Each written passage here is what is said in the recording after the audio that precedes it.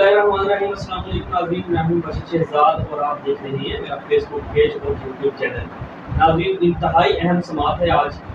Sindh high court के अंदर मगवी बच्ची का केस है, उस हवाले से कुछ लेटेस्ट मालूमात जो हमें मिली हैं और जो समाअत का अहवाल है वो आपके साथ डिस्कस करते हैं आज कि आज अदालत के अंदर क्या हुआ और किस तरह से इस गैंग ने एक बार फिर इनके जो वकील हैं अमर वडेरा साहब जो हैं उन्होंने कोशिश की कि अदालत से टाइम लिया जाए कि उनके पास डॉक्यूमेंट नहीं है इस हवाले से बात करने के लिए, लेकिन जबरान नासर साहब ने इसके ऊपर बहुत ज़बरदस्त दलाइल दिए हैं, उनके ऊपर आज बात करेंगे।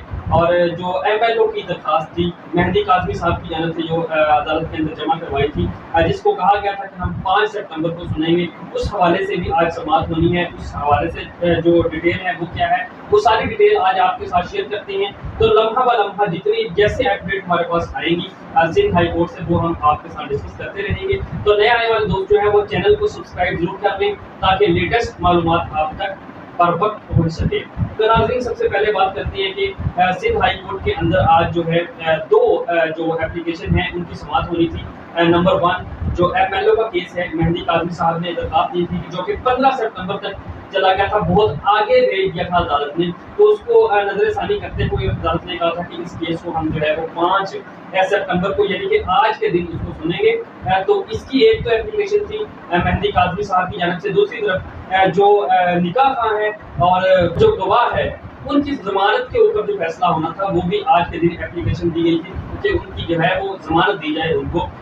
ये दो आज जो है एप्लीकेशन सुनी जानी थी। 14वें नंबर के ऊपर आज अदालत के अंदर केस था इनका। समाअत शुरू हुई है 9:45 बजे और सबसे पहले जो मुल्ज़मान के वकील हैं आमिर वडेरा साहब, उनकी जानिब से कहा गया कि हमारे पास कुछ कागजात नहीं है, डॉक्यूमेंट नहीं है, तो आप जो है मज़ीद आगे की डेट दे दें। मैंने नाज़रीन आपको पहले भी बताया था कि ये किसी तरह से चाहते हैं कि हमें दिन मिलते रहे, हमें टाइम मिलता रहे, ताकि जो बच्ची की एक एज है उस जो पाकिस्तान की तारीख का मैं कहूँगा कि सबसे बड़ा शायद मेडिकल बोर्ड जो है वो अदालत के कहने के ऊपर बैठा था और उन्होंने तायीन किया था कि बच्ची जो है नियर टू 40 to 15 इसकी जो है वो एज है जो कि माइनर डिक्लेयर होती है।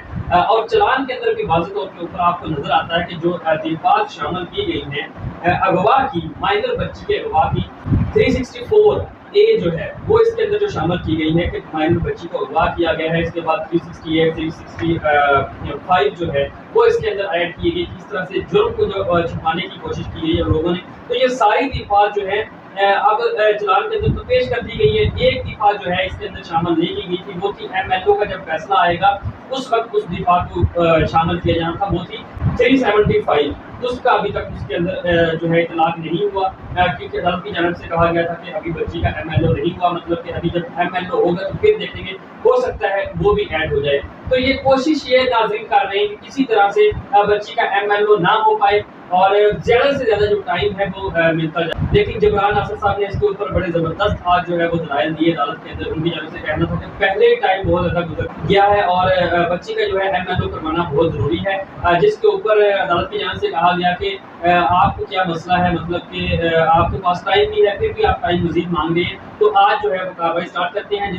जिसके बाद जो है जो आमिर साहब हैं जो वकील हैं मुल्ज़मान की, उनकी जानिब से कहा गया कि ठीक है हम बात करने के लिए तैयार हैं, लेकिन सबसे पहले जो बात है वो की जाए जमानत के ऊपर, जो निकाह का और जो गवाहान हैं उनके ऊपर आज पहले बात की जाए। तो बात स्टार्ट हुई, उनके तकरीबन जो वकील हैं मुल्ज़मान के उन्होंने आधा घंटा दलाइल दिए और उसके बाद जो है जज साहब की जानिब से 2 दफ़ा इसमें जो है वो बात की गई। उनका कहना था कि ये तो ऐसा ही कि बच्चों को कैसे पता चल जाता है 13 साल की 14 साल की जो बच्ची है कि मुझे जो है पंजाब के अंदर मैं भाग कर शादी करूंगी तो मुझे प्रोटेक्ट वहाँ पे किया जाएगा। उनको तो समझ बूझ ही नहीं होती इस चीज़ की।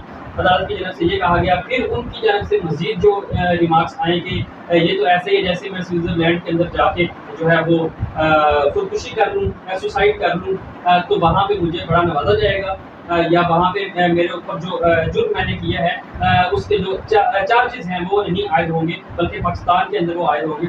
तो इस तरह की जो आज गुफ्तगू अदालत की जानिब से की गई है। देखना ये है कि अब आगे क्या होता है, क्योंकि समाज जो है वो चाय का वक्फा आ गया था। अभी जबरान असद हक के जो दलाइल हैं वो इस वक्त जारी थे, तो चाय का इसके अंदर वक्फा है। वक्फे के बाद क्या सूरत हाल होती है, क्या जो MLO है बच्ची काबू करवाने के लिए अदालत करेगी या नहीं।